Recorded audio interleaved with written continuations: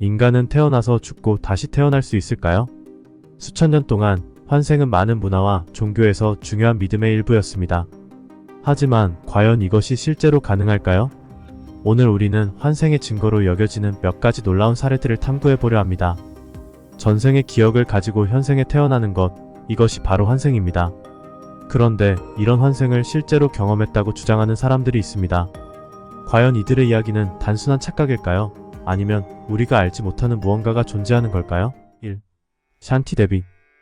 1926년 인도의 델리에서 태어난 샨티 데비는 4살이 되던 해부터 자신이 델리에서 145km 떨어진 마투라라는 마을에 살던 루구드 데비라는 여성이었다고 주장했습니다. 샨티는 계속해서 마투라라는 마을 이름과 케다르나트라는 남편의 이름을 반복하며 이전 생의 기억을 떠올렸습니다. 그녀는 결혼 후 2명의 아이를 출산하였고 둘째 아들을 출산하고 11호 합병증으로 사망했다고 설명했습니다. 그녀의 부모는 처음에는 이를 단순한 상상이라 여겼으나 샨티가 계속해서 구체적인 세부사항을 이야기하자 진지하게 받아들이기 시작했습니다.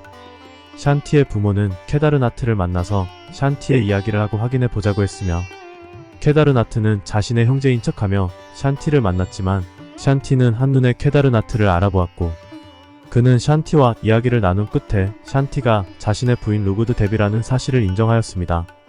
마하트마 간디가 이 사건에 관심을 보이며 조사팀을 꾸렸고 샨티를 마투라로 데려갔습니다. 샨티는 마을과 집을 세세하게 기억했습니다. 그녀가 묘사한 많은 것들이 실제로 존재했고 마투라 사람들도 샨티가 이전 생의 기억을 정확히 알고 있다고 인정했습니다. 이 사건은 환생의 가능성을 진지하게 고려하게 만든 대표적인 사례로 남아있습니다.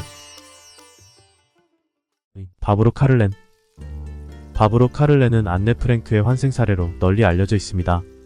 안네 프랭크는 1945년 베르겐벨젠 강제 수용소에서 사망했으며 바브로 카를렌은 1954년 스웨덴에서 태어났습니다. 3살도 안 된 나이에 자신이 안네 프랭크라고 주장했습니다.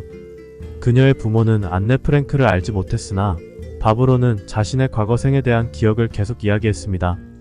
그녀는 꿈에서 사람들이 계단을 뛰어오르고 숨겨진 다락방의 문을 부수는 장면을 보았으며 이는 그녀의 기억과 관련이 있습니다. 어린 시절 바브로는 정신과 의사에게 평가를 받았지만 자신의 과거 생에 대한 기억을 언급하지 않았습니다. 10살 때 그녀는 암스테르담에서 안네 프랭크의 집을 직접 찾아갔습니다. 그녀는 그 집의 외관과 내부의 벽에 있던 사진들까지 정확히 기억해냈습니다. 그녀는 또한 어린 시절부터 콩을 싫어했는데 이는 안네 프랭크가 강제 수용소에서 먹은 식사와 관련이 있습니다. 그녀는 자신의 과거 생의 기억이 다시 떠오를 때까지 평범한 삶을 살았지만 40세의 안네 프랭크와 관련된 감정과 기억들이 재현되었습니다. 바브로는 어린 시절부터 문학적 재능을 보였으며 12세에 첫 책을 출판했습니다. 이후 여러 권의 책을 집필하였고 안네 프랭크의 사촌인 버디 엘리아스와도 만났습니다. 그들은 서로의 존재를 인식하고 깊은 유대감을 형성했습니다. 바브로는 현재도 자신의 과거 생의 기억을 바탕으로 저술 활동을 계속하며 인류와 선에 대한 생각을 공유하고 있습니다. 그녀의 사례는 환생에 대한 깊은 탐구와 이해를 돕는 중요한 사례로 여겨집니다. 3. 토머스 앤드류스 사례. 1912년 타이타닉호는 빙산과 충돌의 역사 속으로 사라졌습니다. 이 배의 설계자 토마스 앤드류스도 함께 침몰했죠. 그런데 1950년대 미국에서 한 소년이 자신이 바로 그 설계자라고 주장했습니다. 토머스라는 어린 소년은 어렸을 때부터 타이타닉에 대해 생생한 기억을 말했습니다. 그는 타이타닉의 구조적 결함을 정확히 설명했고 당시의 사건까지 상세히 기억하고 있었습니다. 배의 설계가 잘못됐어. 빙산에 부딪히면 침몰할 수밖에 없었지. 그의 설명은 타이타닉 설계자 토마스 앤드류스가 실제로 겪었던 상황과 일치했습니다. 소년은 타이타닉의 구조적 문제를 구체적으로 설명했고 이는 당시 기록과 정확하게 맞아떨어졌습니다.